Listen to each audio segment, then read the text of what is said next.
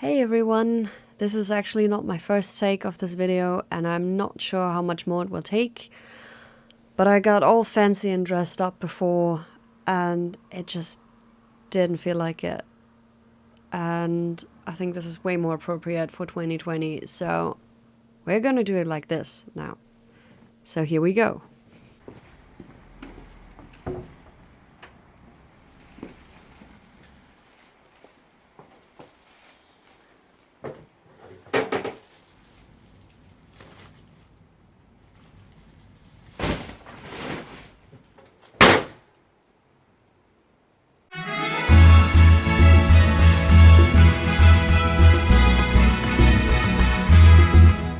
So here it is, 2020 is finally over and done with. Yay! Thank you all so much for sticking around this year. So, what even was this? What was this thing that we call the year 2020? I think we can all agree that it was at the very least challenging to most of us. We suddenly were restricted in ways we didn't really imagine before. There were no conventions, no parties, no concerts. Basically, it wasn't possible to meet anyone, especially in larger groups. And cultural and social life took a pretty big hit this year. Personally, my social life turned into a thing that happened mostly online. And it got really difficult to promote my work too. Many times I felt helpless and frustrated because no matter how much work I put into anything I did, it didn't really seem to reach people.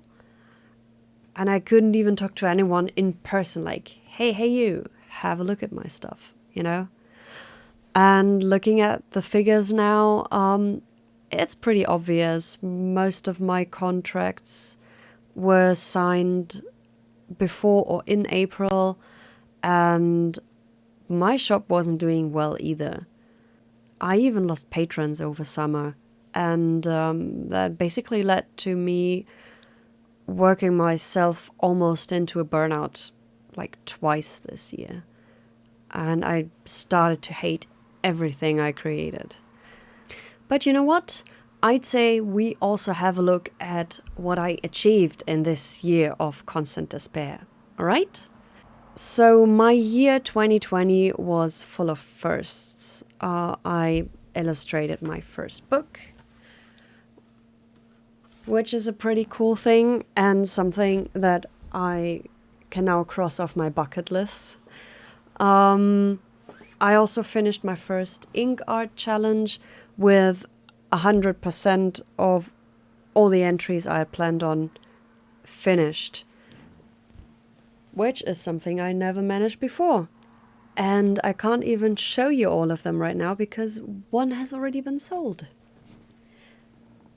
I also almost created 3 times as much personal art as I did in the year before. And while I started the year with 10 patrons, even though I lost a few over the summer, I ended it with 13 patrons and almost twice the amount in pledges. I published, by the time around New Year's Eve, about 170 posts to Patreon, and we had 12 lovely tea times together. So I'd say these are all pretty cool things overall, especially considering the circumstances. So what did I learn from all of this? Number 1, work with what you have. In difficult times when you lack resources, look at what you can offer without making any big investments. And this doesn't just refer to money, but also to your skills, for example. I went back to video editing this year because it was a skill I had already acquired in the past, and it helped me create content for and interact with an online community without having to go out of my way. Number 2, invest regardless. Be it money or time or anything else, invest in yourself, invest in your business, hone your skills, but also take the time off you need to. invest in your own well-being, and always remember to take a step back and take a break when it's getting too much. In crazy times like this, we can't run on 100% all the time. And even if you only run on 30%, that's perfectly fine.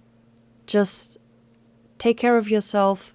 It's totally not worth ruining your well-being, your mental or physical health over a year like this. Number 3. Fuck social media. Well, not entirely maybe, but don't take it too seriously. You need time away from it. Followers don't equal clients or paying customers, and likes don't equal the worth of your work. Any platform, no matter whether it's Twitter or Instagram or anything, has its own agenda, and the algorithm most likely will always work against you when you're small. I ended up rushing pretty much all of my work at some point because I just wanted it to get out on social media to keep the flow and to, stay relevant. And ultimately, it just made me hate everything I made. Right, so what are my plans for 2021? My primary plans are to be more chill, to read more, to rest more. Art-wise, I want to go for quality over quantity. One personal artwork per month is totally enough, and if it's necessary, there will be even less. It really depends on how busy I will be with client work and how well I will be doing in general. I would like to spend all of January on focusing on studies and ideas, working on my skills, instead of focusing on a big art piece that I will be making. Besides all of this, I would really like to reach the point where I can live from my art without needing government benefits or my savings, which ultimately means that I would like to make a minimum of 600 or 700 euros a month just to cover the very basics. I would also like to double the amount of my Patreon family on here. And all the while, I'll keep on vlogging and making video content as I'm doing right now. So 2021 is gonna be just as busy as any year. I don't expect normal life to return very soon, to be honest, but I'm pretty sure it's going to be a better year than the last one. That said, I do hope to see you all again next year, all healthy, all safe, and happier than before. And thank you so much for your support. You have no idea what it means to me. So I will raise you my glass of lemonade, and I'll drink to you and your health. And thank you, thank you, thank you, thank you. There's not enough times I can say thank you to everyone. I hope to see you in a few days again in the year 2021. Cheers.